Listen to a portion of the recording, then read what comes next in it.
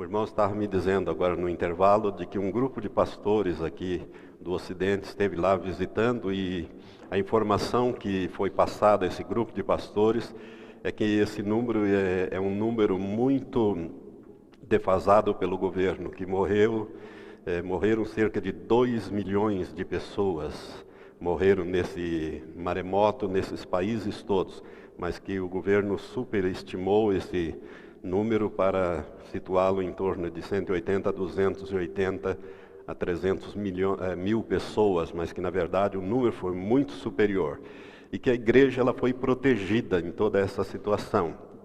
Eu ouvi um testemunho de um pastor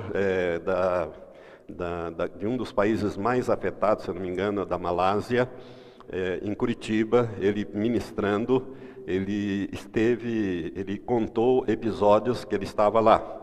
Então, ele disse que os crentes de um determinado lugar lá, onde foi muito afetado, onde aparecem aquelas imagens que são repetidas na televisão, eles foram pedir, porque lá é um país muçulmano, então foram pedir autorização para comemorar o Natal no dia 25, e as autoridades não deram.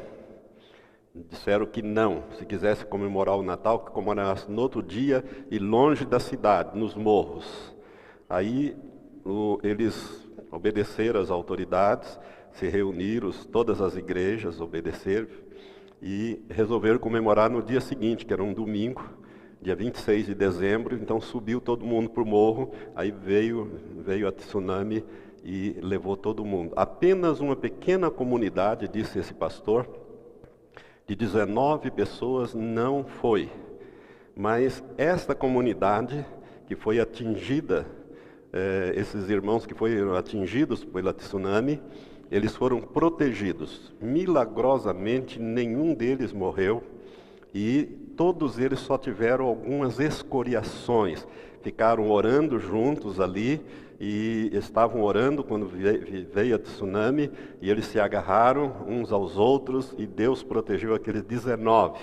Os demais estavam tudo no monte comemorando o Natal fora de época, porque o governo não deixou comemorar. Deus faz as coisas de uma maneira tremenda, aleluia, né? E segundo o irmão me falou, a morte de pessoas ali foi um número muito maior do que esse que nós estamos trazendo aqui para os irmãos. O terceiro item aqui que nós colocamos é pestes. Jesus não fala propriamente de pestes aqui em Mateus 24, mas no capítulo 6 é o cavalo amarelo. Capítulo 6 de Apocalipse é o cavalo amarelo. E o cavalo amarelo ele vem acompanhado, o cavaleiro desse cavalo é a morte. E o inferno vem atrás. A morte vai matando e o inferno vem recolhendo. É uma coisa terrível esse cavalo amarelo, né? E ele fala então das pestes. Nós temos aí, irmãos, a AIDS que ao invés de diminuir, aumenta. Ao contrário, consome recursos, né? Eu não sei se vocês sabem, o Brasil trata de aidéticos de vários países do mundo, que vêm para cá para receber medicações gratuitamente aqui. Só de argentinos aqui tem um monte, paraguaios tem outros. Tem uma estatística na internet, eu vi, né? Os países não aceitam, por exemplo, os Estados Unidos não aceita aidético lá. Não pode entrar nem como turista. Mas tem aidético americano, canadense, que vem se tratar de graça com os recursos nossos aqui. Cada aidético custa uma fortuna para o governo. Então são recursos da saúde, são carreados ou desviados para tratar. E a AIDS cada vez aumenta mais. Então a AIDS é uma praga. E o que falar dessa gripe das aves, que agora parece que cessou. De repente sumiu isso do noticiário, né? Outras coisas vieram, escândalos e outras coisas, mas a gripe da ave não desapareceu, não. Ao contrário, ela continua matando gente, principalmente na Ásia. De vez em quando sai uma noticiazinha meio escondida. E o grande medo do cientista é que esse vírus, que é o H5N1, que ele mude para o homem e a partir daí, que ele, uma vez infectado o homem, que ele ocorra uma mutação em que ele transmita para outro homem. Se isso acontecer, haverá uma epidemia no mundo inteiro que vai matar milhões de pessoas no mundo inteiro. Isto é um perigo, é uma possibilidade científica, e os cientistas que agem nesta área de infectologia estão muito preocupados com essa possibilidade. E a ave não tem fronteira, né? Essas aves voam para lá e para cá e não tem conversa, né? E de vez em quando nós ouvimos notícias sobre isso. Enfermidades que até então já estavam controladas, até debeladas, como tuberculose e outros tipos, estão voltando agora com força total. Dr. Elias, que é médico, sabe disso, né, que os antibióticos agora que eram usados e que debelavam antes já não servem mais. Os bacilos de Koch, esses vírus se tornaram resistentes a esses medicamentos e então está voltando esse tipo de enfermidade antiga. Irmãos, eu coloquei aqui a varíola, porque a varíola ela está erradicada no mundo. Ela é considerada uma doença erradicada. Mas 2 países, eles preservaram o vírus puro da varíola, que é os Estados Unidos e a Rússia, para fabricar armas bacteriológicas. E eles têm armas fabricadas, armas bacteriológicas, a Rússia e os Estados Unidos. E não existe vacina. Essa geração aqui, nossa, não tem imunidade para a varíola. E a varíola é o seguinte, se ela vier, ela mata 2/3, mata, uma morte horrível, e aleja 1/3. A varíola é uma coisa terrível, ela praticamente, ela contamina mesmo a pessoa, ela normalmente mata 2/3. Né? Então, se a varíola chegar, e os judeus, é o único país que conseguiram dos americanos fazer... Sabe que americanos e judeus, eles têm uma cooperação muito, muito íntima, né? Então, os judeus é o único povo onde eles têm varíola, a vacina para vacinar todo o povo de Israel. E nenhum outro país tem. Os Estados Unidos tem só para vacinar os médicos, os militares, até eles não têm para vacinar a população inteira. E a mesma coisa a Rússia, mas Israel tem.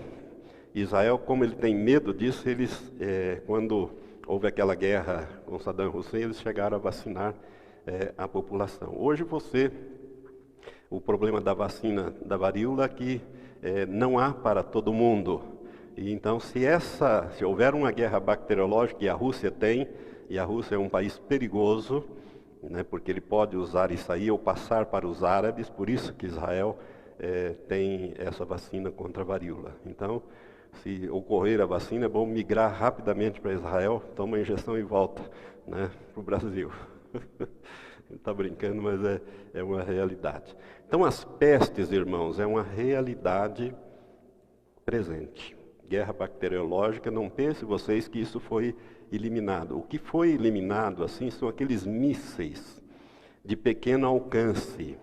Os intercontinentais, que são aqueles mísseis de grande alcance, capazes de colocar ogivas nucleares em todas as cidades do mundo, esses não foram eliminados, nem da Rússia nem dos Estados Unidos.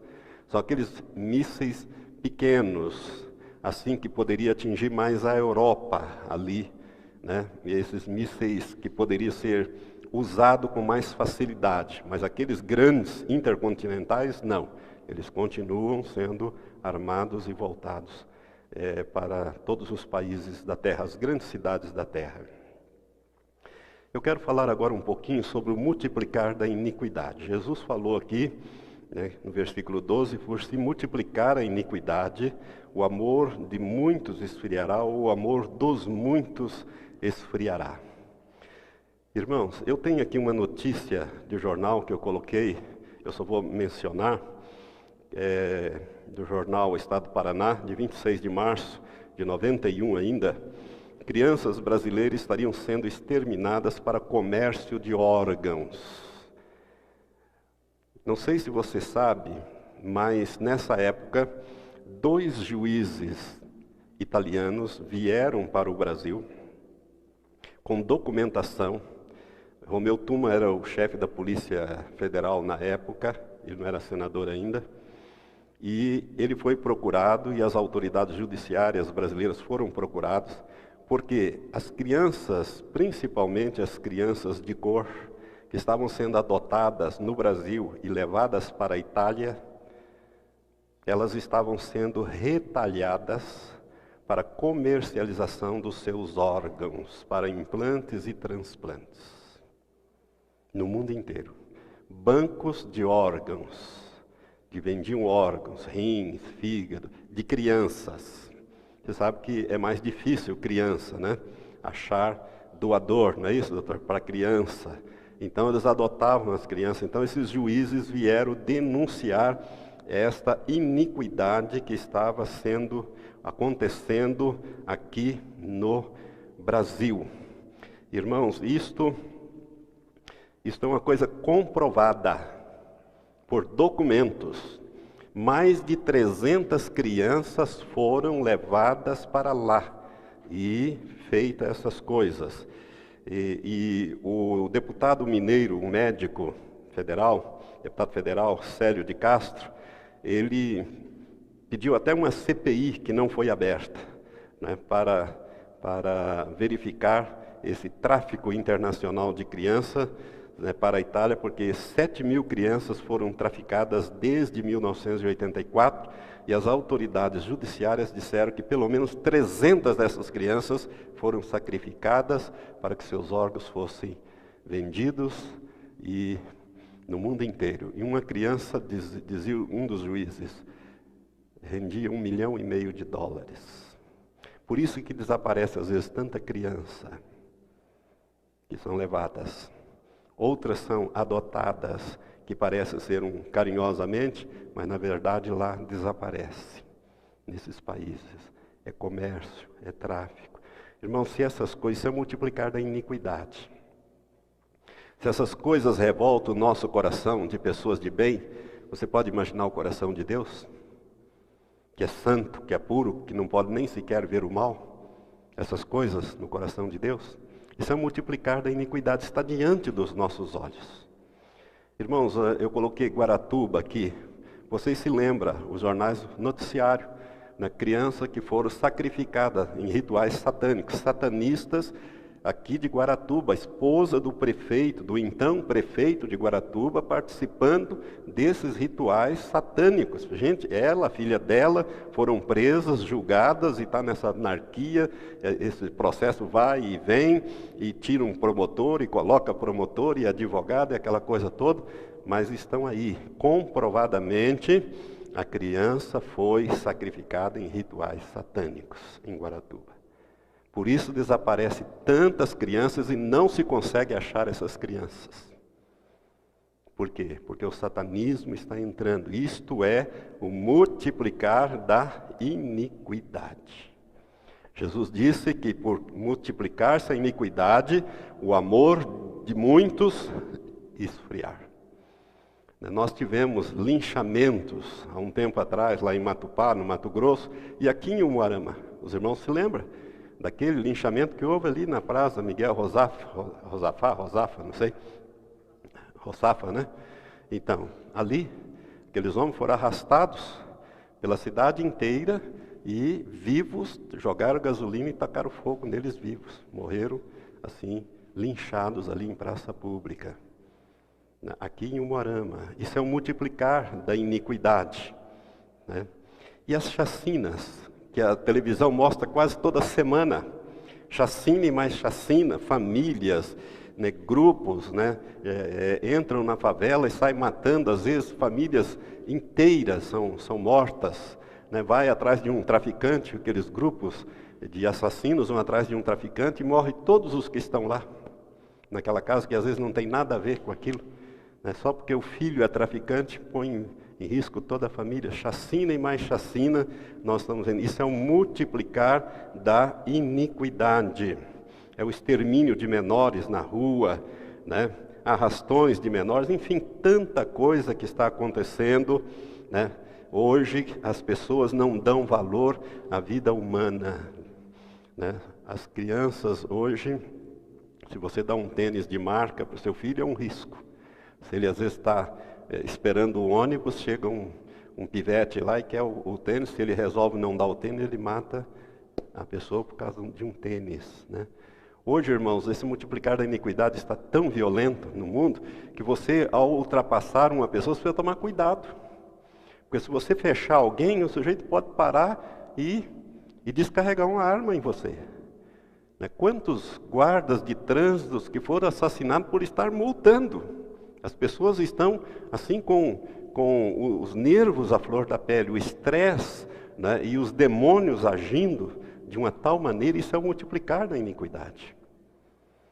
Eu soube de um caso de um rapaz que estava em lua de mel, e ele ia em lua de mel, e estava numa daquelas rodovias em São Paulo ali, numa daquelas vias de artérias que entra na cidade, quebrou o carro, e ele parou para consertar ali, mexer, e a sua jovem esposa estava ali e tal, e passou um grupo de homens num outro veículo, e assoviaram e mexeram, e ele ficou bravo, eles pararam o carro, foram lá e assassinaram o rapaz.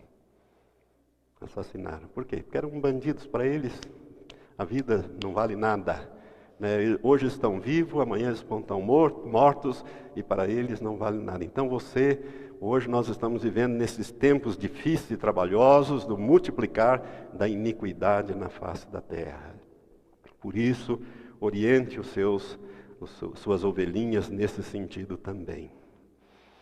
Mas há um outro multiplicar que a Bíblia fala aqui, e que eu gostaria de ressaltar, que é o multiplicar da ciência. Jesus não fala, mas é Daniel 12, versículo 4. A Bíblia fala lá em Daniel 12 que haveria um tempo, o tempo do fim, em que a ciência haveria de se multiplicar. E eu coloquei aqui alguns dados para os irmãos sobre esse versículo. Daniel 12, versículo 4, diz assim: Tu, porém, Daniel, o anjo disse, cerra as palavras e sela o livro até o fim do tempo. Muitos correrão de uma parte para outra e a ciência se multiplicará. Esse versículo, ele deixa claro, irmãos, que quando chegasse o fim dos dias, o tempo do fim, haveria uma inquietação no mundo inteiro. As pessoas correriam de um lugar para o outro. Não sei se você percebe, hoje não há mais distância. As pessoas elas vão e vêm rapidamente para um lugar para o outro. Parece que você acorda de manhã e liga o seu motor e só vai desligar na hora de dormir. Você corre o dia todo. E se o dia tivesse 26 horas, ainda seriam poucas. Não é verdade? Parece que não sobra tempo. Nós estamos correndo de um lugar para o outro. Isso é nesse tempo do fim. E a ciência vem se multiplicando. Isaac Newton, que foi um dos homens mais inteligentes que já passou por essa terra, ele é o pai da ciência moderna, né? Dos cientistas modernos. Isaac Newton era um homem muito crente. Ele estudava, eu já falei, estudava a Bíblia, escreveu muito sobre escatologia. Ele tinha certeza que na Bíblia havia um código oculto para ser decifrado. Isso aí já é um outro assunto, código da Bíblia, que hoje nós não vamos falar, mas que, se Deus quiser, uma outra oportunidade poderemos falar. Mas o Newton, ele deixou escrito, num dos seus escritos, ele deixou a seguinte frase, que a ciência nos últimos dias ia se multiplicar tanto, mas tanto, que o homem ia ser capaz de viajar a espantosa velocidade de 80 km por hora. Né? O homem ia ser capaz, no final dos tempos. Né? Voltaire, você está rindo que você viaja mais de 80, né? Você não viaja 80. Voltaire, tempos depois, com esses escritos de Newton, Voltaire, aquele homem cético, crítico, ateu, mas também uma grande inteligência, ele dizia, olha só o que o estudo da Bíblia fez a grande mente de Newton. Porque todos nós sabemos, dizia Voltaire, que se alguém um dia viajar a 80 km por hora, ele ficará sufocado. Né? Nós podemos rir então, tanto do Newton como do Voltaire, porque hoje o homem não viaja a 80 km por hora. Em cada 88 minutos ele dá uma volta em torno do globo terrestre. Isso é o multiplicar da ciência. E no ônibus espacial, sobe e desce, sobe e desce. E cada 88 minutos o ônibus espacial dá uma volta inteira em torno do globo terrestre. Isso é multiplicar da ciência. Em 1969, irmãos, há quase 40 anos atrás, o homem foi, não uma, mas 3 vezes na Lua, foi e voltou. Isso é multiplicar da ciência. A ciência nunca se multiplicou tanto como no século XX. Nunca. Os computadores, então, o primeiro computador que inventaram, ele era movido a válvulas, ele tinha 100 metros quadrados de válvula, a CPU dele era de 100 metros quadrados. Os chips lá, hoje você põe um chip na ponta de um dedo, com milhões de informações que são processadas em microsegundos. Na ponta de um dedo. Mas o primeiro, 100 metros quadrados de válvula para funcionar aquilo, funcionar por válvulas. Isso é o multiplicar da ciência, irmãos. E o que falar então desses satélites espiões que existem? Satélites que são capazes de fotografar você lendo um jornal na praça, a manchete do teu jornal. Sistemas de escutas, que escutam qualquer conversa. Por que estão pegando tanta gente importante, né? Porque o sistema, a Polícia Federal Brasileira, o governo americano, autorizou, no tempo do Henrique Cardoso, Fernando Henrique Cardoso, o FBI, o governo americano, cedeu à nossa Polícia Federal, que é o FBI nosso aqui, as aparelhagens de escutas telefônicas. Eles escutam celular, grava, grampeia, tudo isso aí com autorização da justiça. Não, está pegando todo mundo aí. Isso é o multiplicar da ciência. Isso é o multiplicar da ciência, irmãos. E o que falar então da clonagem? Você lembra dessa imagem aqui? Isso aqui é a famosa Dolly, né? Isso aqui foi capa de revista da famosa, aqui é da Veja. Essa revista aqui, a Veja, publicou essa matéria dia 5 de março de 1997, tem mais de 10 anos. Irmãos, pela primeira vez desde a Segunda Guerra Mundial, uma matéria foi capa das principais revistas do mundo. Foi essa matéria aqui. Clonaram a Dolly. Logo depois, clonaram a Polly. A diferença entre a Polly e a Dolly é que na Polly eles usaram genes humanos para misturar com genes animal, para fabricar leite, um tipo de leite para as crianças, não sei o quê, não sei o quê. Essa ovelha, ela teve um envelhecimento precoce. Ela envelheceu rapidamente e morreu. Então, sinal de que as coisas não estão indo muito bem. Mas a clonagem é uma realidade. E há a tecnologia, inclusive, para clonar pessoas.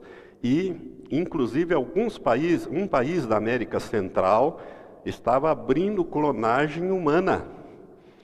As pessoas tinham uma fila lá para gente querendo se clonar, de vários milhares de pessoas para se clonar.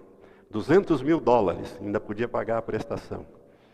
Pessoas que queriam clone de si mesmos. Clone de si mesmos. Nós estamos vivendo os dias finais. Aí você, pastor, pode me perguntar, porque me perguntaram, né? Me ligaram várias vezes, pastor, e como é que fica isso aqui? Essas pessoas, porque aqui está dizendo assim, a revolução Dolly, já é possível clonar o ser humano, né? A tecnologia existe. Aliás, irmãos, está sendo feito, se você quer saber, está sendo feito. Tem uns cientistas italianos que estão fazendo isso aí, contra o governo, ou assim, meio bem por baixo do pano. E eu pergunto, eu digo para você, irmão, o seguinte, que a Bíblia fala que Deus, é o Pai dos espíritos, né? Os animais não têm espírito. Só os seres humanos têm espíritos. E eu pergunto para você, será que Deus vai dar um espírito para um ser clonado? Ele sendo o Pai dos espíritos não vai dar. Eu não acredito que Deus vá participar desse negócio aqui. Isso indica claramente o multiplicar da ciência e a iminente volta de nosso Senhor Jesus Cristo. Deus vai ter que intervir nessa situação do homem, porque não há limite mais para o homem. O homem está cada vez mais criando as coisas, ou inventando, buscando, né, se tornar Deus. Ele quer ser como Deus, aquilo que foi a ideia vendida por Satanás lá no Jardim do Éden. E se o homem conseguir, né? E em 2003 nós tivemos aqui o Código da Vida, o genoma humano foi decifrado, o Código da Vida. Irmãos, é uma coisa tremenda isso. Mais de 3 bilhões de genes, né, foram mapeados em 2003. Então, hoje, o homem tem um conhecimento científico e genético, na área da genética, extraordinário nas mãos.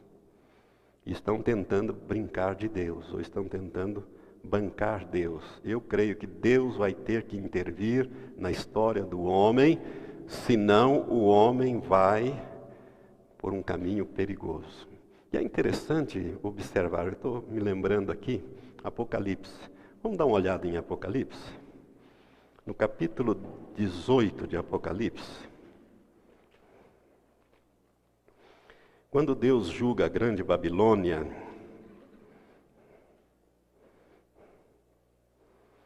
interessante isso aqui. A queda da Babilônia, a lamentação sobre a terra, no capítulo 18, aqui Deus vai mostrando, né? Aquele comércio com a grande Babilônia, etc. No versículo 13,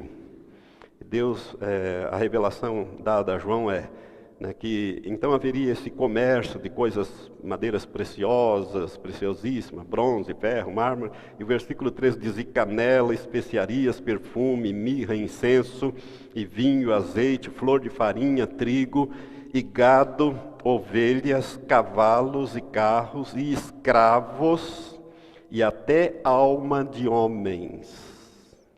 Comércio de alma de homens.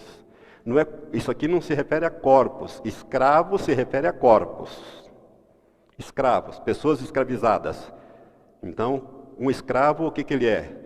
Ele trabalha como se fosse um animal. É o corpo dele, né? Mas aqui fala que haveria comércio até de alma de homens.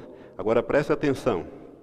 A clonagem, o homem é um ser composto de espírito, alma e corpo. Então haveria comércio de corpo e de alma, não de espírito. Haveria comércio. A grande Babilônia, está aqui, ó. Deus vai fazer cessar esse comércio de corpo, que são escravos. Você pode ver, tem os animais aqui descritos, né, que querem clonar os animais aí para ter carne e não sei o quê. Parece tudo que o homem faz é aquele negócio, serve para o bem e serve para o mal. Né? Tudo que o homem faz serve para o bem e serve para o mal. Todo o avanço da ciência vão para os dois lados. Agora, esse texto aqui de Apocalipse é um texto singular, que fala de comércio, não só de corpos de homens, mas também de almas de homens. Mas não fala de espíritos de homens. Porque eu creio que Deus não vai dar espírito nessas clonagens, porque Ele é o Pai dos espíritos, os espíritos procedem dEle, Ele não vai dar para essas clonagens. Eu acho isso aqui, nós estamos vivendo um tempo final, definitivo, onde o multiplicar da ciência está chegando num ponto que Deus será obrigado a intervir, sob pena do homem degringolar de uma tal maneira, né? Porque o que se pensa em termos de clonagem humana é de fazer exércitos, é de fazer pessoas que não têm nenhum vínculo, feito em laboratório, né? Então põe lá para morrer lá nas guerras, nas batalhas policiais. Então, pessoas que não têm sentimentos, quer dizer, ele não vai ter espírito, ele vai ser um verdadeiro robô, obedecendo ordens. É uma coisa tremendo é isso que nós estamos caminhando. Irmãos, todo conhecimento científico se renova a cada 5 anos. E na área da informática, então, a cada 6 meses o conhecimento científico se renova. Em algumas áreas, ele se renova a cada 2 anos. Então, aquelas coisas que nós estudamos lá no ginásio, eu sou do tempo do ginásio, do científico ainda, isso nem existe mais ginásio científico, né? Já mudaram até os nomes, né? Aquelas coisas já não valem mais. O conhecimento científico, ele se renova a cada 5 anos, às vezes em determinadas áreas, num tempo menor, como a informática em 6 meses. Cada 6 meses já aparece computador novo, e chips novo, e mais isso novo, e daí tem que comprar, tem que atualizar, porque aquele já está muito lerdo, e as coisas vão andando nesse caminho, né, pastor Giovanni? O pastor Giovanni está rindo lá, porque nós temos que, às vezes, nos confrontar nessa área lá. Irmãos, isso é o multiplicar da ciência. Do jeito que nós andamos, as coisas nos estão indicando o quê? Que Jesus está na iminência de retornar à terra. Porque Deus disse, olha, sela o livro, cerra a visão, até o tempo do fim. Porque no tempo do fim, o que vai acontecer é que a ciência vai se multiplicar. E os homens vão correr de um lugar para o outro. E a ciência se multiplicará. Irmãos, a ciência nunca se multiplicou como nos nossos dias. Como eu estou dizendo, a cada 5 anos todo o conhecimento científico se renova. Isso é o multiplicar da ciência. Quero que você pense bem nisso, irmão. Pense bem nisso. Eu dei aqui alguns exemplos, mas tem tantos exemplos nessa área de ciência, né? Na área biológica, na área tecnológica. Aqui, por exemplo, eu falei aqui desses mísseis Tomahawk. Esses mísseis Tomahawk, irmãos, são as chamadas bombas inteligentes. Você já viu, até o nome é esquisito, né? Bomba inteligente. São mísseis disparados de um navio que percorre 3.000 quilômetros, desviando de montanha, de morro, de qualquer coisa, e ele é guiado por um computador que vai, e ele acerta o alvo a 3.000 quilômetros, com uma margem de erro de 30 centímetros. Era como se mirasse na cabeça e acertasse no peito. Ou mirasse no peito e acertasse no estômago. Isso é o multiplicar da ciência. Os aviões invisíveis ao radar. E agora, multiplicar da ciência. Quando Jacques Chirac estava deixando o governo da França, ele esteve visitando o Vladimir Putin. E o Putin mostrou para ele que a Rússia desenvolveu uma tecnologia de mísseis invisíveis. Quando eu ouvi essa notícia, eu tremi, porque o Putin disse que a Rússia desenvolveu uma tecnologia e mostrou para ele de mísseis invisíveis capazes de colocar ogiva nuclear em qualquer ponto do globo. Irmãos, torna obsoleto todos os sistemas de radar, inclusive esse sistema de defesa americano. Aí, 2 meses depois dessa notícia, o Irã estava fazendo manobras militares no Golfo Pérsico. E daí, a televisão mostrou ele soltando uns mísseis, uns negócios lá, fazendo aquelas manobras militares. E o chefe das Forças Armadas do Irã, um general não sei das quantas lá, declarou que o Irã tinha desenvolvido uma tecnologia de míssil invisível, capaz de alcançar pelo menos 2.000 quilômetros de distância, ou seja, Israel e a Europa. Agora, o Irã não tem ainda nem a tecnologia para bomba. Será que tem para míssil? Os Estados Unidos não tem míssil invisível ao radar. Quem que deu esse míssil invisível para o Irã? A Rússia. A Rússia tem um tratado de proteção militar do Irã, feito no tempo do Shah da Pérsia. Você sabe que a Pérsia é o atual Irã, a antiga Pérsia é o atual Irã. O Shah do Irã, ou Shah da Pérsia, Reza Pahlavi, ele foi destituído do poder pelo Khomeini, né, que assumiu o poder, os ayatolás, a partir daí assumiram o poder. Mas em 1938, A Rússia fez um tratado de proteção do Irã, que ela faz fronteira com o Irã. Qualquer país que atacar o Irã, dá direito da Rússia atacar esse país. É por isso que Israel até hoje não atacou o Irã, e nem os Estados Unidos. Eles atacaram o Iraque, Afeganistão, mas não atacaram o Irã. Mas Israel declarou faz 15 dias, uma semana atrás, o vice-primeiro-ministro de Israel, que é um general, declarou que Israel vai atacar o Irã para destruir as instalações nucleares do Irã. E, irmãos, se Israel vai atacar o Irã, ele tem que fazer isso neste mês. Porque em de julho, agosto, setembro, começam os períodos das chuvas no Irã, naquela região, e aí a visibilidade fica muito prejudicada para qualquer ataque de aviões. Então nós estamos na iminência de uma guerra. Se você não sabe, é bom você abrir os seus olhos. Essa guerra é aquela guerra prevista em Ezequiel 38, 39, que é Gog e Magog. Mas esse é um outro assunto que eu não posso ministrar hoje para os irmãos. Mas é um fato que pode estourar dentro desses próximos meses, como pode também não estourar. Agora, o Irã está preparando armas nucleares, né? Se é que já não tem da Rússia, né? Já que tem míssil nuclear, mas o vice-primeiro-ministro de Israel, que é um general, eu não me lembro o nome dele agora, acho que o sobrenome dele é Moffat, ele declarou que Israel vai atacar o Irã para destruir as suas instalações nucleares. Por quê? Porque ele está vendo que os Estados Unidos não tomam providência sobre isso. E o Irã está fazendo a bomba para quê? Para atacar Israel. Israel, irmãos, é um país armado nuclearmente. Ele tem mais de 300 armas nucleares prontinhas para usar. Israel tem bomba nuclear, inclusive para jogar na Rússia. Vinmalgo publicou naquela revista chamada da meia-noite, há uns anos atrás, um míssil que Israel testou, chamado Jericó. O nome do míssil é Jericó. Capaz de colocar uma arma nuclear dentro de Moscou. Os russos protestaram, ficaram bravos, porque Israel tem tecnologia e tem armas capaz de usar.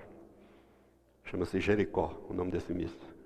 Vinmalgo publicou inclusive uma fotografia do testes desse míssil, que alcança distâncias como Moscou. E ele vai atacar Moscou, se você quer saber, porque Moscou vai atacar Israel. Mas isso é um assunto para Gog e Magog. Isso é um outro assunto. Irmãos, o multiplicar da ciência está aí. Agora eu quero falar com os irmãos, abra comigo em Lucas 17. Jesus fala em Lucas 17 sobre os dias de Noé e os dias de Ló. Os dias de Noé e os dias de Ló. Lucas 17. Jesus aqui ele está falando da vinda, da sua segunda vinda. No versículo 26 a 30, Jesus diz assim, Lucas 17, 26 a 30. Jesus fala, como aconteceu nos dias de Noé, assim também será nos dias do Filho do Homem. Comiam, bebiam, casavam e davam-se em casamento, até o dia em que Noé entrou na arca e veio o dilúvio e os destruiu a todos. Como também da mesma forma aconteceu nos dias de Ló. Comiam, bebiam, compravam, vendiam, plantavam e edificavam. Mas no dia em que Ló saiu de Sodoma, choveu do céu fogo e enxofre e os destruiu a todos. Assim será no dia em que o Filho do Homem se há de manifestar. Assim será no dia em que o Filho do Homem se há de manifestar. Jesus disse que quando ele estivesse para se manifestar, nós teríamos dias semelhantes aos dias de Noé e os dias de Ló. Se você ler em Gênesis capítulo 6, você vai ver o que aconteceu nos dias de Noé. A corrupção do gênero humano foi tanta que Deus disse, eu vou destruir toda a vida que está na terra.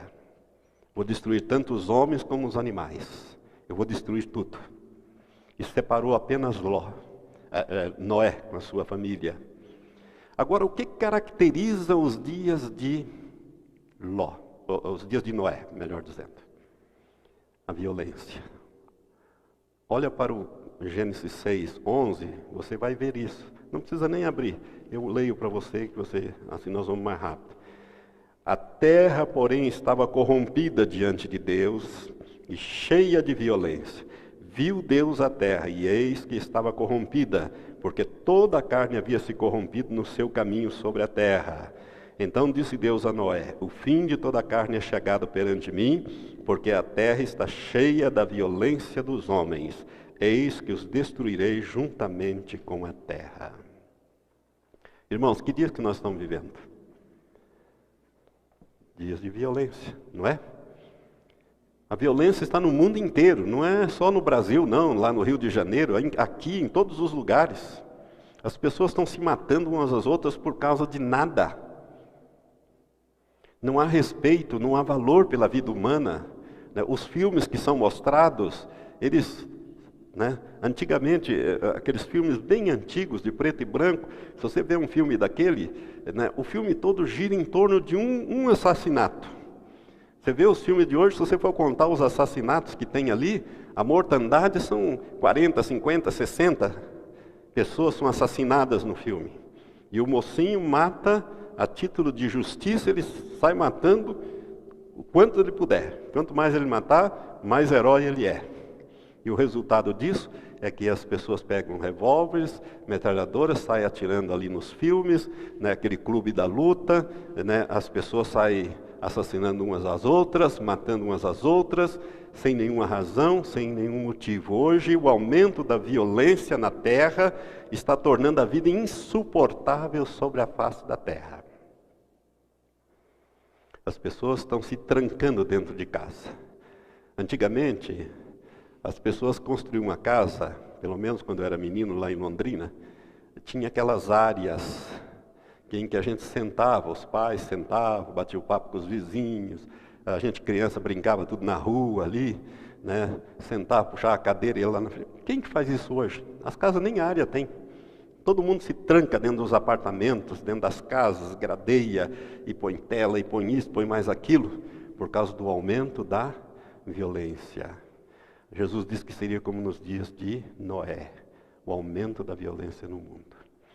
Hoje as pessoas estão insensíveis, porque você olha, liga a televisão, morreram 40, mataram não sei o quê, um lá explodiu no Irã, foi lá no enterro, explodiu-se a si mesmo e matou mais 50. O outro foi num casamento, explodiu, matou mais 60. E aquilo parece que entra no nosso ouvido e sai do outro como se fosse uma coisa normal. E nós só somos impactados quando acontece com a gente.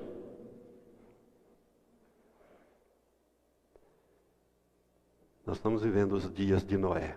Outra coisa que caracteriza os dias de Noé era, além da violência, a zombaria e a incredulidade. Noé é o pregoeiro da justiça, fazendo aquela arca lá e pregando que ia chover, que Deus ia destruir a terra, e ninguém acreditava, ninguém conhecia a chuva, não havia chuva, a terra era molhada por um vapor que subia e aquela coisa que descia à noite, e regava a terra. E Noé fazendo a sua arca e pregando, e ninguém se converteu.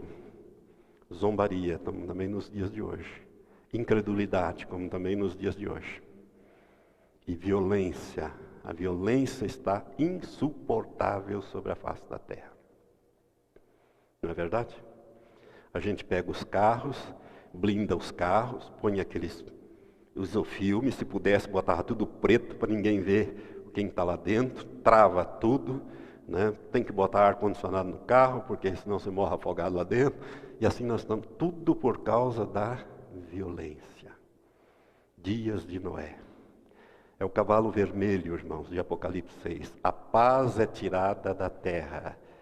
Há paz na terra hoje? Há algum lugar que há paz na terra? Não tem. Mesmo aqueles países lá, Escandinávia, quer um país mais civilizado do que a Áustria? O que está acontecendo com a Áustria? Vocês já ouviram? É um escândalo atrás do outro, pai estuprando filha e mantendo filho em cativeiro e gerando filho, na Áustria, irmãos. E não é um caso só, são vários casos. Na Bélgica, São países ultra, vamos dizer assim, de vanguarda, onde a qualidade de vida é a melhor do mundo.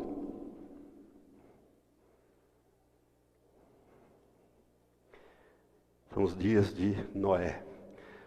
Mas Jesus disse que seria também como nos dias de Ló. E o que caracteriza os dias de Ló? O homossexualismo e o lesbianismo, a sodomia. Sodomia vem da palavra Sodoma, né, que era o lugar onde Ló morava. Hoje, irmãos, antigamente, deixa eu lembrar, aí uns 40 anos atrás, 50 anos atrás, se alguma família tinha uma lésbica ou um homossexual, isso era escondido. Né? Ninguém ficava sabendo, não é verdade? Às vezes ficava solteiro lá, solteirão, né? Ninguém nem se ligava nessas coisas 30, 40, 50 anos atrás. Hoje, o que acontece? Os artistas assumem, quase todos os artistas praticam essas coisas, e vão lá na televisão, fazem os programas, a televisão faz os debates e apresenta filmes e diz, você tem que sair do armário, todo mundo você precisa assumir a sua sexualidade. E agora então o governo Lula está apoiando essa coisaiada toda. Não sei se você sabe, tem um congresso marcado agora, em que o governo destinou mais de R$1 milhão para fazer aquele congresso de lésbicas e homossexuais em Brasília, subsidiando com o nosso dinheiro, se eu não me engano, R$1.200.000 ou R$1.500.000. Se você quer informações, posso te mandar pelo e-mail.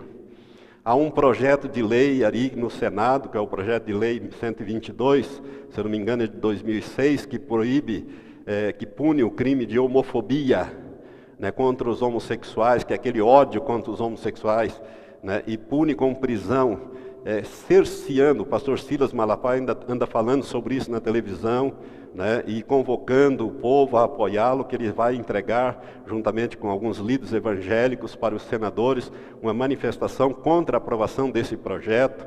E se você não se mobilizou, você precisa se mobilizar, né, contra esse projeto. Você é líder, você é pastor, senão nós vamos parar na cadeia por criticar a conduta homossexual. Porque Deus ama o homossexual, mas Ele odeia o pecado do homossexualismo. Não é verdade? E nós temos que pregar contra o homossexualismo. Se aprovado esse projeto, nós vamos ser obrigados a fazer casamento de homossexuais. Eu mesmo vou parar na cadeia, porque eu não vou fazer. Eu acho inconstitucional isto, mas seja lá como for, a pressão, a mídia em cima disso aí é uma coisa. Irmãos, essa marcha dos gays aí, no Brasil ela é considerada a maior do mundo. Isso aí está no mundo inteiro, até em Israel tem marcha de gays. Você pode imaginar Deus olhando para a terra e vendo essas coisas? A iniquidade está subindo a um ponto de colheita. Presta atenção nisso. Quando Deus falou com Abraão que a descendência dele seria escrava na terra, e nem disse qual seria a nação que escravizaria, Deus disse, olha, sabe com certeza que a sua descendência vai ser escrava lá 400 anos. Depois eu vou tirá-lo de lá, inclusive vou despojá-los. Agora Deus dá a razão por que Deus ia permitir a escravidão do povo de Israel por 400 anos. Sabe qual é a resposta? Porque a medida da iniquidade dos amorreus ainda não está completa. Foi isso que Deus diz a Abraão. Os amorreus eram aqueles que habitavam a terra que Deus ia dar para o povo de Israel. Todos aqueles povos ali, né, heteus, heveus, perizeus, aquela coisa, são os amorreus ali. A medida de iniquidade deles não está completa. Então Deus vai fazendo, irmãos, Ele vai deixando a iniquidade. Deus não age instantaneamente. Ele é longânimo, Ele é paciente, Ele vai deixando a coisa subir. Mas a hora que o mau cheiro chega num ponto, Ele age. A iniquidade está subindo a um ponto de colheita. Nós estamos chegando no tempo do fim. Agora, o que nós temos que preparar o nosso povo, irmãos? Fazer evangelismo e preparar o nosso povo. São as duas prioridades. Por quê? Porque Deus faz diferença entre aquele que o serve e aquele que não o serve. Amém? O Salmo 91 é para nós. Ele é uma realidade. É para nós não só decorarmos, mas deixar que a palavra do Salmo 91 se torne uma rema na vida de cada crente. Porque Deus vai cumprir este salmo. Deus tem falado isso, que Ele vai cumprir esse salmo. Aquele que habita no esconderijo do Altíssimo. Quem é o esconderijo do Altíssimo? Jesus Cristo. Você sabia que o esconderijo do Altíssimo é Jesus Cristo? Está lá em Colossenses 3. Vamos ler? Já que estamos aqui, eu leio para você. Colossenses 3. Ele é o esconderijo do Altíssimo. Eu gosto da palavra de Deus porque ela é tremenda. Ela nos dá sempre a luz, né? Diz assim: se pois fostes ressuscitados juntamente com Cristo, buscai as coisas que são de cima, onde Cristo está assentado à destra de Deus. Pensai nas coisas que são de cima e não nas que são de baixo. Agora o versículo 3, é Colossenses 3:3. Porque morrestes e a vossa vida está escondida com Cristo em Deus. Aleluia. A nossa vida está escondida com Cristo em Deus. Quem é o esconderijo do Altíssimo? Jesus Cristo. Se você está em Cristo, você está no esconderijo do Altíssimo. Isso precisa ser ministrado à igreja. À sombra do Onipotente descansarás. Direi do Senhor, Ele é o meu refúgio, a minha fortaleza. Né? Peste não vai te alcançar. Você não vai temer a peste que assola ao meio-dia, nem seta que anda de dia. 1000 cairão ao teu lado, terremotos, 10.000 à tua direita, mas tu não serás atingido. Por quê? Porque aos seus anjos dará ordem a teu respeito. Mas isto, irmão, não é para todo crente, não. Isto é para aquele que está firme no Senhor. Porquanto fizeste do Senhor o teu refúgio, do Altíssimo a tua habitação, nenhum mal te sucederá.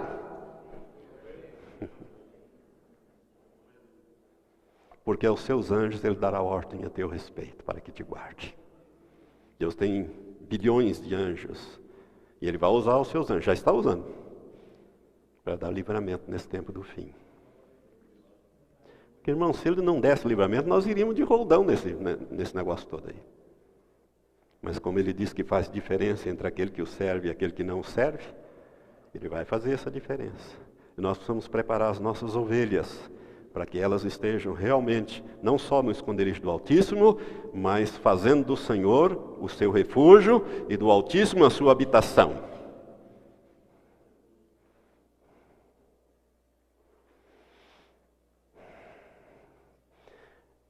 Então esse projeto aí que o Lula está financiando, eu quero dizer uma coisa, eu vou dizer uma coisa ousada aqui.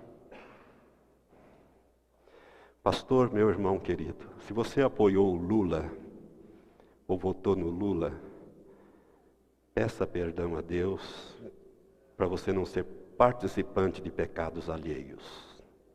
O que esse homem está fazendo? Em termos de contrariedade à palavra de Deus. Não estou falando de administração e corrupção, eu estou falando de contrariedade à palavra de Deus. E a Bíblia diz que nós não devemos participar de pecados alheios. Por isso você tem que orientar as suas ovelhas a votar corretamente. A votar em pessoas que não vão se posicionar contra a palavra de Deus. Que tenha pelo menos o temor do Senhor. Esse homem está aí, patrocinando esse negócio. Agora esse projeto de lei lá, irmãos, dando todo o apoio para isso aqui. E ignorando os milhões de cristãos que votaram nele. Eu fico assim preocupado com pastores que apoiaram e votaram nesse homem. Eu acho que tem que haver um arrependimento aí. Se você fez isso, ou levou o seu povo a fazer isso, arrependa-se, peça perdão a Deus e conserte essas coisas. Vocês me permitem assim ser um pouco ousado às vezes, mas é preciso falar umas verdades. Nós estamos entre colegas. E nós precisamos ser abertos em certas coisas, irmãos. Vamos abrir em Mateus 24 novamente. Jesus vai falar aqui, para mim, do assunto mais importante dos sinais que ele menciona, é esse daqui. Mateus 24, a partir do versículo 32, Jesus vai falar sobre o sinal que ele chama de figueira, a parábola da figueira. Jesus disse assim, eu uso o texto de Mateus, que ele é mais completo do que os outros evangelhos, tanto de Marcos como de Lucas. João nem toca nesse assunto, mas o Mateus ele é bem mais completo, mais abrangente. Então, Jesus disse assim, quando ele fala da sua iminente volta, ele diz, aprendei, pois, da figueira a sua parábola, isto é, o seu ensino. Quando já o seu ramo se torna tenro e brota folhas, sabeis que está próximo o verão. Igualmente, quando virdes todas estas coisas, sabeis que ele está próximo, mesmo às portas. Em verdade vos digo que não passará esta geração sem que todas estas coisas se cumpram. Passará o céu e a terra, mas as minhas palavras jamais passarão. Daquele dia e hora, porém, ninguém sabe, nem os anjos do céu, nem o Filho, senão só o Pai. Irmãos, eu quero meditar aqui sobre este assunto, a parábola da figueira, que é Israel. O símbolo Israel na Bíblia é simbolizado pela figueira e a igreja pela videira, não é? Nós estamos ligados à videira verdadeira, não é? Então a igreja é simbolizada pela videira. Jesus disse, eu sou a videira verdadeira, meu pai é o viticultor. Toda vara em mim que dá fruto. Então a igreja é simbolizada pela videira, Israel pela figueira. Se você olhar lá no Antigo Testamento, Deus fala várias vezes de Israel como sendo simbolizado pela figueira. Quando Jesus está falando da figueira aqui, ele está falando de Israel. E Jesus falou para aquela geração que estava ouvindo, para aquela geração dos seus discípulos, ele disse, olha, aprenda com a figueira, com Israel, o seu ensino. E ele diz, quando a figueira brota e lança folhas, sabeis que está próximo o verão. Igualmente, quando virdes todas estas coisas, sabei que está próximo mesmo às portas. Que coisas Jesus está se referindo aqui? Os sinais que ele menciona antes. Terremotos, fomes, falsos cristos, falsos profetas, né? Todos aqueles sinais que são mencionados antes e em outros textos da Bíblia também. Jesus está dizendo assim, quando a figueira, que é Israel, brotar, não é quando ela for plantada, é quando ela brotar. Israel, irmãos, esteve sem território, sem governo, sem bandeira, durante 1848 anos. Do ano 70, quando Tito destruiu Jerusalém, destruiu o templo e matou 1.100.000 judeus que estavam ali, sobraram só 98.000 judeus vivos, que ele levou cativo para, boa parte deles ele levou cativo para Roma, para construir o Coliseu romano. Ao lado do Coliseu tem o Arco de Tito, que mostra a conquista de Jerusalém. Quem já foi em Roma, já foi no Coliseu, já viu o Arco de Tito, que mostra a tomada de Jerusalém, e os judeus se tornando-se escravos. E o resto ele espalhou para o mundo inteiro. No ano 70 da nossa era, os judeus foram tirados, arrasada a cidade, proibido de entrar sob pena de morte ali. A cidade foi jogada sal sobre ela para que nada mais nascesse ali. E o nome da cidade foi mudada de Jerusalém para Aelia Capitolina. Aelia Capitolina é uma palavra latina. Aelia Capitolina foi mudado.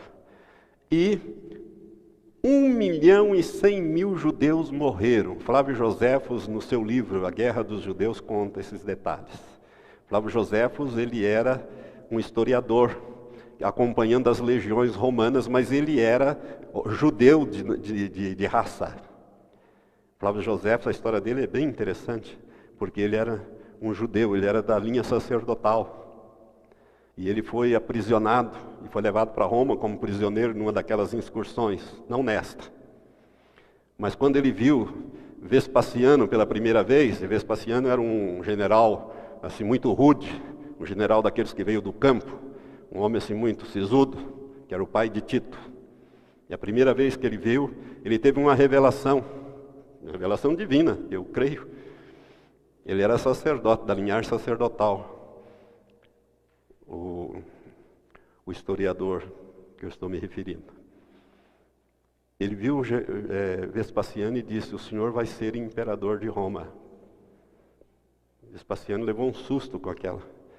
Mas quando derrubaram Nero, foi chamado Vespasiano.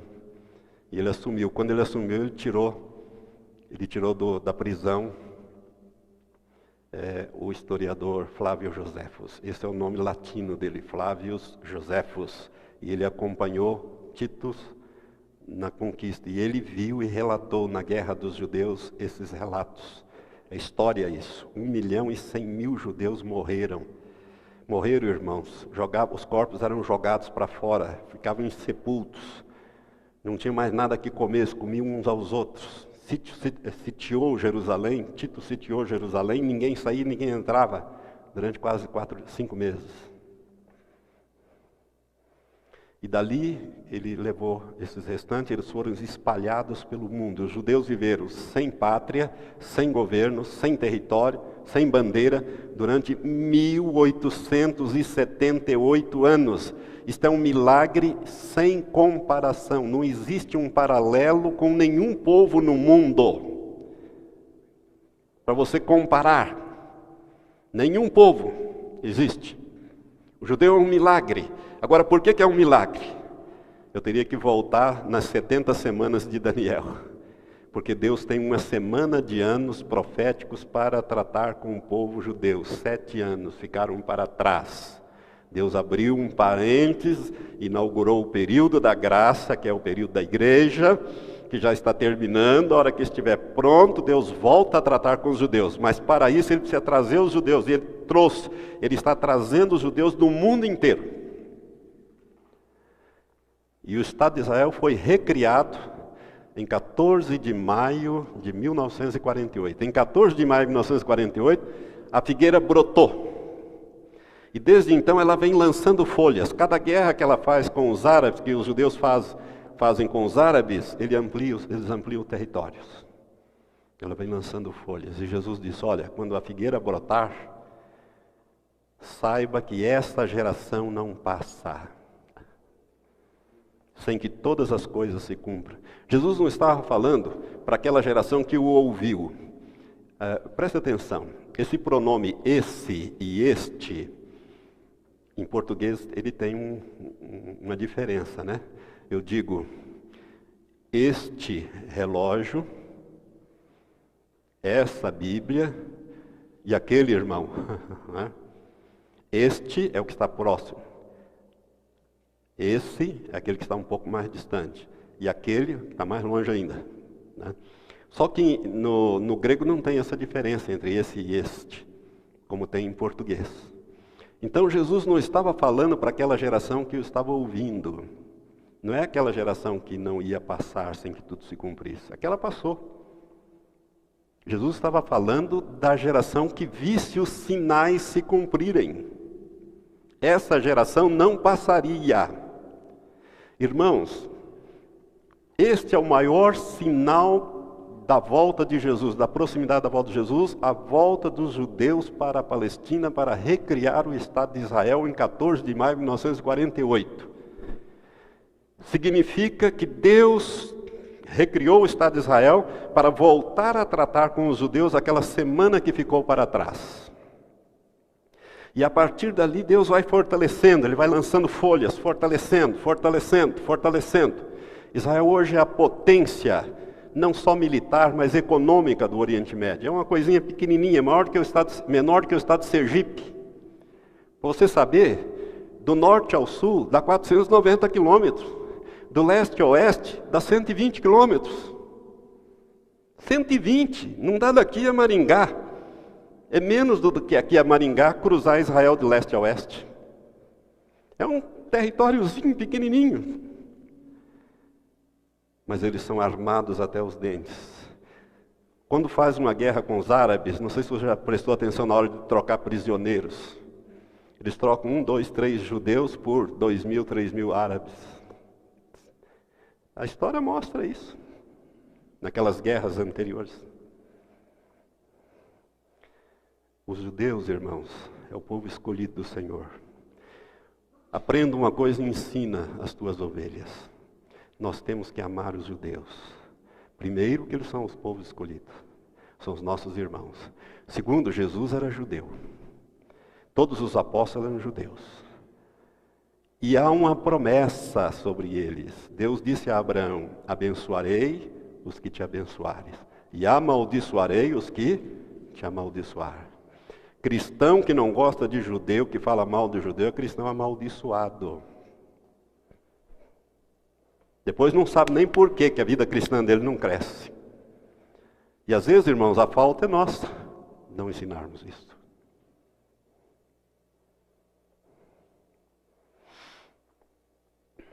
Nós não devemos concordar com tudo que o judeu faz e não é apoiar, mas nós temos que amar esse povo, lembrando que eles são a herança do Senhor.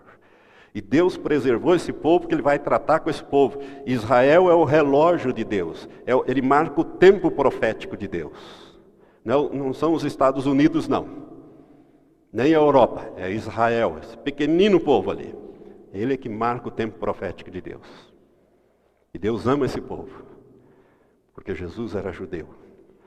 Jesus chega até a dizer umas coisas que nós achamos meio esquisitas, né? Eu não vim senão para as ovelhas perdidas da casa de Israel. Fica meio esquisita essa palavra, né? Mas Jesus fala isso, porque ele prioritariamente era os judeus. Eles tinham que rejeitá-lo, para depois ir para os gentios.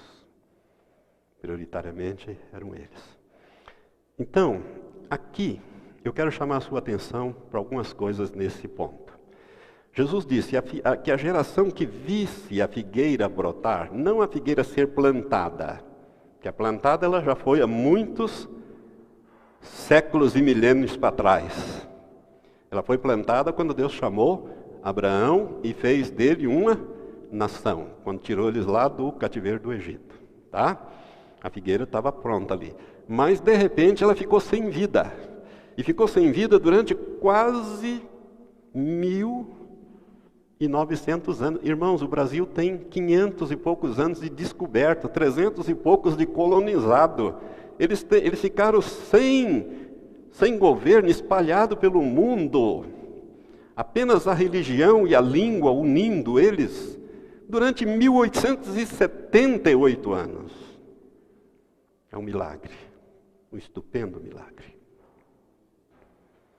E agora voltam e se tornam uma potência. Voltam e se tornam novamente um povo diferente ali no Oriente Médio. Cercado de inimigos por todos os lados. Aí Jesus vem e diz assim, olha, igualmente quando virdes todas estas coisas, sabei que Ele está próximo mesmo às portas. Em verdade vos digo que não passará esta geração sem que todas estas coisas se cumpram. Passará os céus e a terra, mas as minhas palavras jamais passarão. Daquele dia e hora, porém, ninguém sabe, nem os anjos do céu, nem o Filho, senão só o Pai. Jesus está se referindo aqui, irmãos, ao arrebatamento da igreja. A volta dele para arrebatar a igreja. Quando ele estava em carne, ele não sabia. Por quê? Porque ele tinha esvaziado, a Bíblia diz em Filipenses 2 que ele esvaziou-se, não foi Deus que esvaziou Jesus, hein? Foi Jesus que esvaziou-se a si mesmo, dos seus atributos de onisciência, onipotência e onipresença, para poder encarnar. Por isso ele não sabia. O que Jesus fazia, ele fazia na direção e unção do Espírito Santo. Por isso que ele era guiado pelo Espírito Santo. Por isso é que ele diz que nós podemos fazer as mesmas obras que ele fez e até maiores. Porque ele operou só 3 anos e meio. E nós temos o Espírito Santo em nós, não para passar férias, mas para nos dirigir, para nos encher de poder, para nos usar, para operar os mesmos milagres, os mesmos feitos que Jesus fez. Vocês estão entendendo, irmãos? Então, Jesus está falando aqui, quando então ele estava em carne, ele não sabia. Ele disse, nem os anjos sabem do dia do arrebatamento. Ele está se referindo aqui ao arrebatamento daquele dia e hora. Ele está falando aqui de um dia determinado e uma hora determinada. Ele não está falando de um período. Os textos no grego original diz os entendidos, eu não sou entendido de grego, mas já li os entendidos, que Jesus estaria falando de um dia determinado e uma hora determinada, que é o dia e a hora do arrebatamento. Nem anjo sabe, apenas o Pai. Entretanto, depois que ele ressuscitou, os discípulos voltaram a fazer a pergunta para ele, está lá em Atos, capítulo 1. Senhor, é nesse tempo que restauras o reino a Israel, Jesus desconversou e disse, a vós não vos compete saber as épocas, as estações que o Pai determinou, etc, etc. Mas recebereis poder a vir sobre vós o Espírito Santo. Jesus não respondeu. Jesus sabia. Aí ele já estava glorificado. Aí ele já não estava mais sujeito a tempo e espaço. Ele já tinha os seus atributos novamente. De onisciência, onipotência e onipresença. Por isso que ele podia estar num lugar e de repente aparecer em outro lugar. Vocês estão entendendo?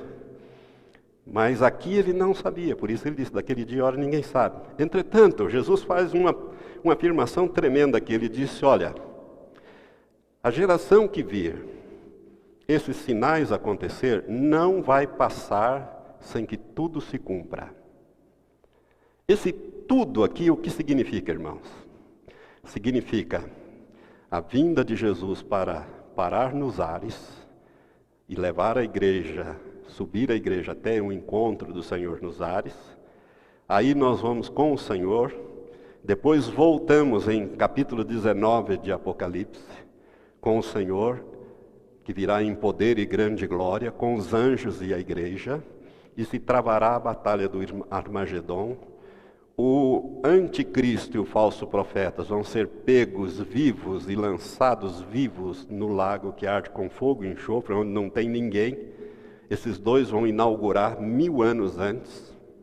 E é por isso que esses dois vão estar na sua imortalidade, porque ninguém pode ser lançado vivo no lago que arde com fogo e enxofre, se o seu corpo já não estiver na imortalidade. É por isso que ninguém vai conseguir matar o anticristo e o falso profeta. Mas eles vão matar as duas testemunhas.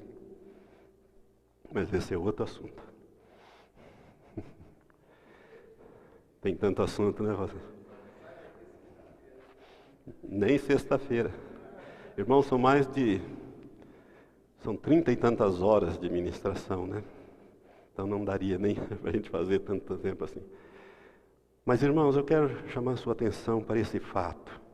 Jesus diz que a geração que visse a figueira brotar e os sinais acontecerem, não passaria sem que tudo acontecesse. Ou seja, sem que ele já tivesse voltado e implantado o reino milenial na terra.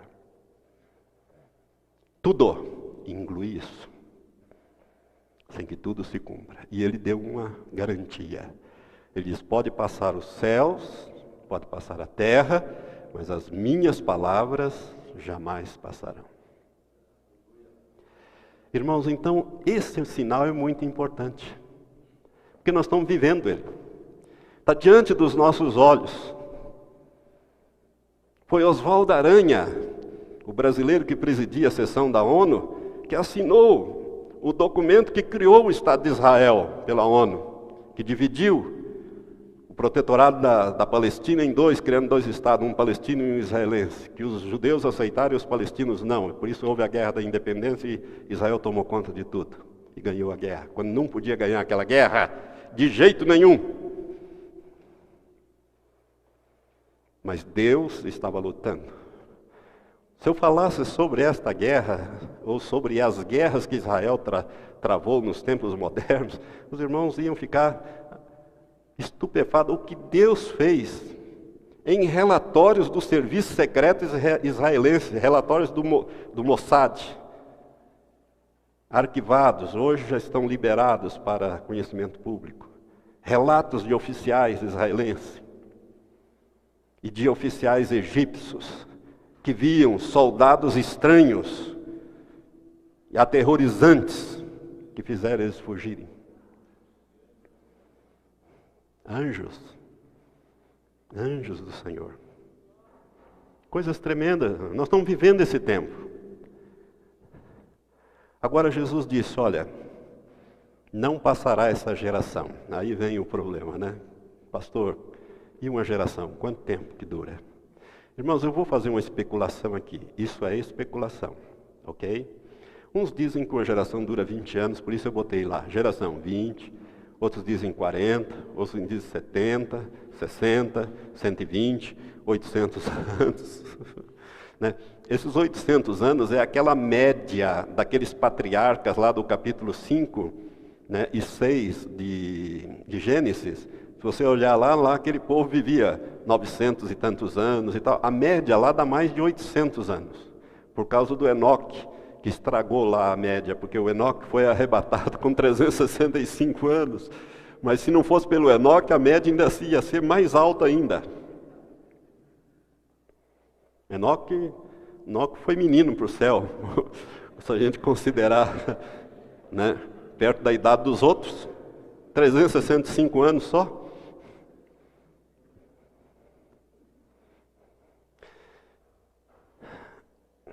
Irmãos, vamos olhar algumas coisas. Abraão, por exemplo, viveu 176 anos. O seu filho Isaac viveu 180, Moisés viveu 120. Deixa eu chamar a sua atenção para uma coisa. Naquela primeira parte, os patriarcas antigos, eles viviam 900, 930. Adão, por exemplo, viveu 930 anos e morreu. Matusalém, que foi o que mais viveu 969 anos. Então a média era bem alta, e o homem saía pecando, né? Tinha tempo para pecar e fazer, né, vamos dizer assim, irritar a Deus com bastante tempo.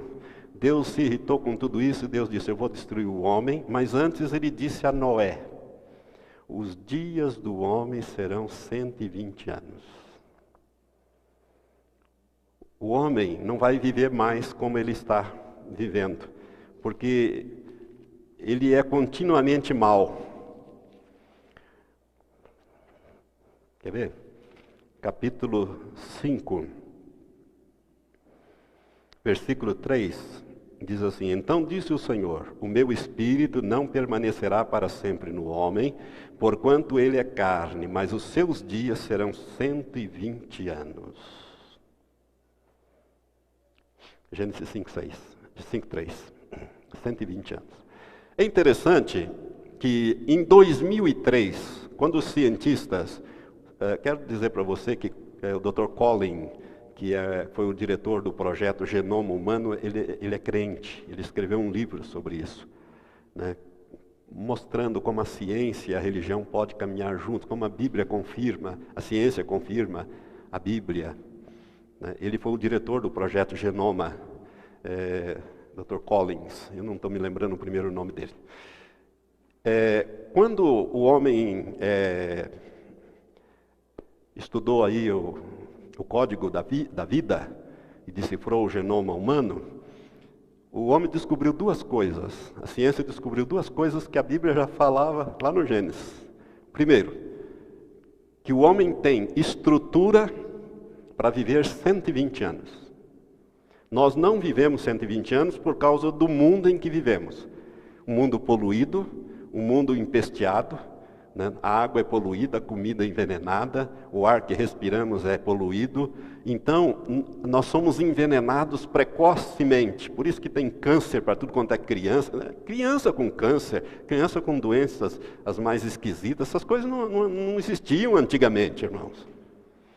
Bom, por causa disso, o homem não vive os 120 anos que ele poderia viver. Mas ele tem estrutura para viver 120 anos. Deus disse a Noé que os dias do homem seriam 120 anos.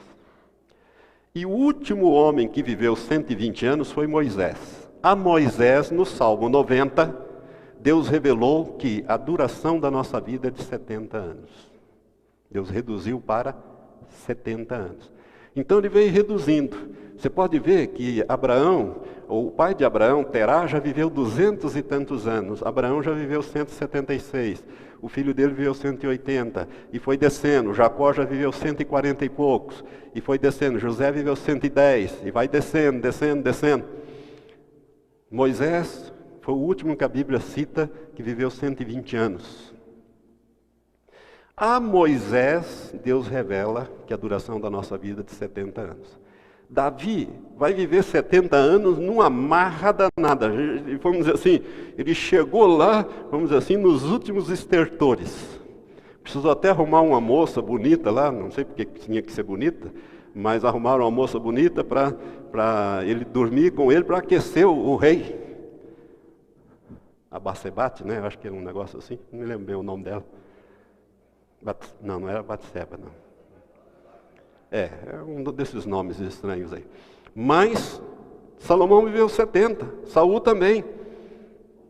E 70 anos, irmãos, quando chega no tempo de Cristo, a idade média vai caindo, a idade já chegou a 34 anos a idade média do homem, na idade média.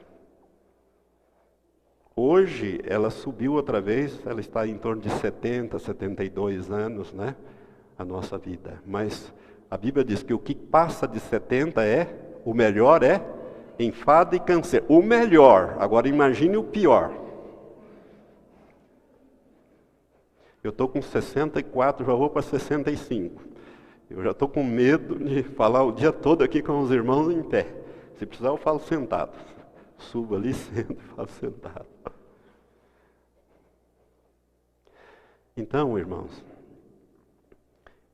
teve um cientista alemão, que eu coloquei aqui, isso é mais para informação, isso aqui para vocês, que ele pegou todas as gerações mencionadas na Bíblia, lá de Gênesis até o Apocalipse, tudo que menciona geração, idade, e botou no computador e fez uns cálculos. Ele achou a média de 53 anos. Então a média da geração bíblica é 53 anos. Mas Jesus disse que não passaria aquela geração sem que tudo se cumprisse. Qual seria o período de uma geração? Na minha especulação, isso aqui é uma opinião minha, presta bem atenção nisso, por favor. Na minha especulação, é 70 anos, porque Deus diz que a duração da nossa vida é de 70 anos. Então, 70 anos seria a média do homem viver nos dias hoje. Como Jesus estava falando para a geração que visse todos esses sinais se cumprirem, então eu calculo 70 anos. Se nós somarmos 1948 com mais 70 anos, vamos para que ano? 2018. Israel já fez 60 anos. Faltam 10. 2018. Pastor, o senhor está marcando a volta de Jesus, o estabelecimento do reino milenial aqui na Terra para 2018? Não. Eu não estou marcando, eu estou dando alguns números para os irmãos e fazendo aquilo que Jesus falou, que eu li logo no início. Vocês sabem olhar para a face do céu e dizer se vai chover ou vai ventar, e não sabeis discernir os sinais dos tempos? Nós temos que discernir os sinais dos tempos. Ele falou que não passaria essa geração sem que todas as coisas se cumprissem. Irmãos, nós estamos em 2008.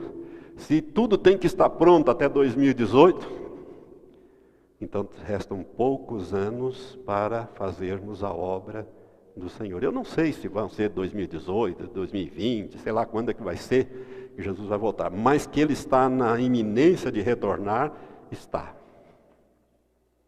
E aqui eu faço um parênteses para encaixar uma coisa que me tocou muito ao coração quando eu ouvi aquele DVD do testemunho do pastor Daniel Equichuco, que eu recomendo que vocês ouçam. Nós temos depois que o pastor deu aquele testemunho, mais tarde ele deu uma entrevista a um outro pastor chamado David Servant. E eu tenho ele traduzido pelo pastor Giovanni em português, posso mandar por e-mail para aqueles que quiserem, né? Você teria que ver primeiro o DVD e depois ler esse e-mail que nessa entrevista ele aclara muitas coisas que ficam assim meio truncadas no DVD. Mas uma coisa que é aclarado no DVD, não muito bem, mas é muito bem aclarada na entrevista, é que quando o anjo, ele passou 42 horas morto. Não são 42 minutos não, irmão, 42 horas.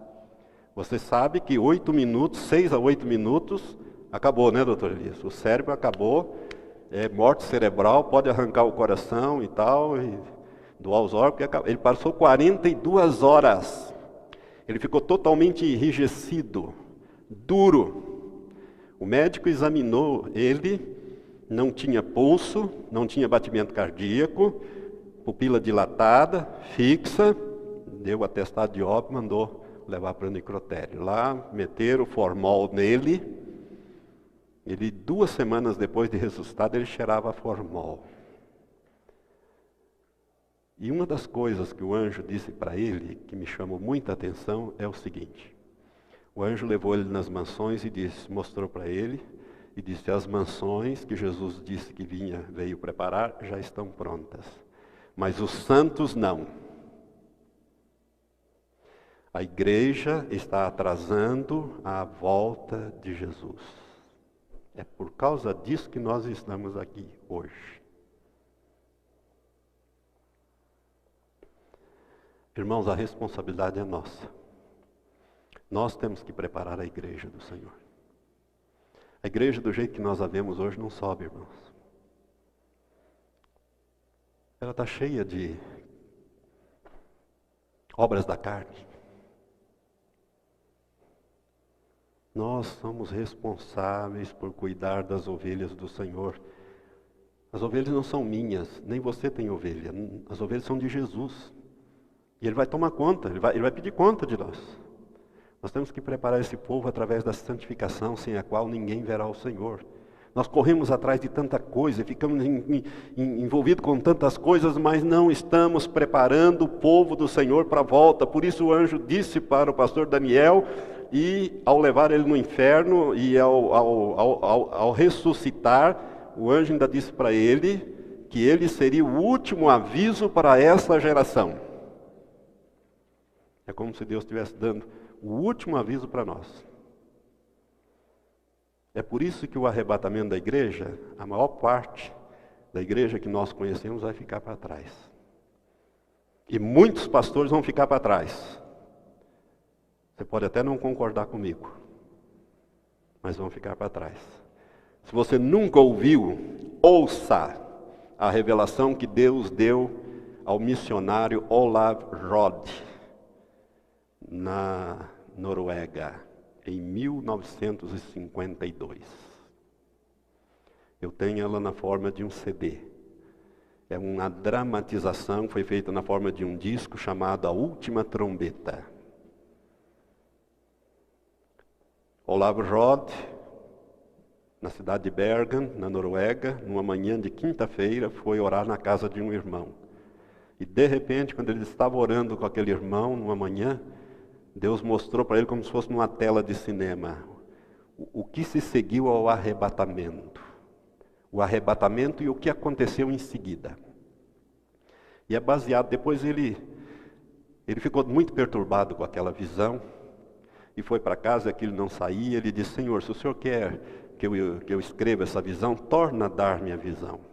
2 semanas mais tarde, isso foi no dia 12 de dezembro, 2 semanas mais tarde, às 10 horas da noite, veio novamente a visão para ele. Ele pegou um papel, um lápis e começou a escrever. Mas ele era um homem de 79 anos. Ele escreveu das 10 até a 1 hora da manhã, aquilo que Deus estava mostrando para ele. Daí ele disse, Senhor, eu estou muito cansado. Se o Senhor quer que eu publique isso, torna a dar-me a visão. E foi dormir. 1 semana mais tarde, voltou novamente a visão, recomeçando exatamente aonde havia parado. E ele então escreve, e isto é dramatizado em português, e gravado nesse disco chamado A Última Visão, a última Trombeta. E ali, irmãos, é mostrado vários irmãos e pastores que ficaram para trás. Isso em 1952. Um dos maiores desaparecimentos de gente, inclusive das Forças Armadas, foi na Coreia. Olha, em 1952, a Coreia, o Evangelho está começando a entrar na Coreia através do pastor Paul Yong-Cho. É impressionante a narrativa. Desapareceram das Forças Armadas repentinamente milhares de soldados coreanos, que são crentes.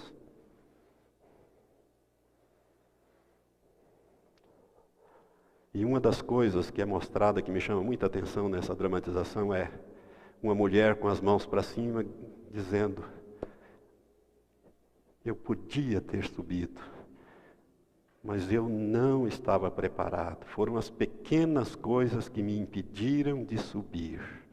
Eu sabia que ele vinha, mas eu não me preparei. Agora ninguém mais vai ser levado. Foram as pequenas coisas que me impediram de subir. Zacarias capítulo 4, Deus diz: quem despreza o dia das coisas pequenas? Quem despreza? Cuidado. Nós temos que preparar a igreja, irmãos, o rebanho, é responsabilidade nossa. Além de você se preparar em santidade, porque sem a santificação ninguém verá o Senhor. Não brinque com a santidade de Deus. Não brinque com a palavra de Deus. Deus não se deixa escarnecer. Cuidado. Cuidado com doutrinas de homens. Examine a palavra. Fique na palavra. Creia na palavra. Tenha temor da palavra. Isaías 66, 2, última parte, Deus diz assim: eis para quem olharei, para o pobre contrito de espírito que treme da minha palavra. Que treme diante da minha palavra. Os crentes que nós estamos vendo aí, estão levando a palavra de Deus, de qualquer maneira. É mundanismo, é tudo dentro da igreja, é show, é isto, é aquilo. Cuidado com isso, irmãos. Jesus pode voltar e você ficar. Nós já estamos atrasando o Senhor. Segundo, eu considero essa revelação do pastor Daniel uma coisa muito séria, porque uma pessoa que passa 42 horas morto e depois ressuscita sem nenhuma sequela e vem com as mensagens dessa, eu acho que é bom a gente acreditar. Seria muita incredulidade. Porque ela não choca com a palavra de Deus. Se tivesse uma coisa chocando com a palavra de Deus, eu não ia acreditar. E essa de quem vier. Mas ela não choca não, ela confirma. Irmãos, preste atenção. Quer você goste ou não, quer você aceite ou não, quer você concorde ou não, Deus vai cumprir a palavra dele. Ele disse a Jeremias: eu velo sobre a minha palavra para cumpri-la. Se você concorda ou não, pouco importa, Deus vai cumprir. Na sua vida, em seu favor ou contra você. Por isso, cuidado com o que Deus fala na sua palavra. Amém? Então nós vamos interromper aqui, depois do almoço nós vamos continuar. Eu quero dar mais coisas aqui, e tem ainda algumas coisas boas aqui para o irmão.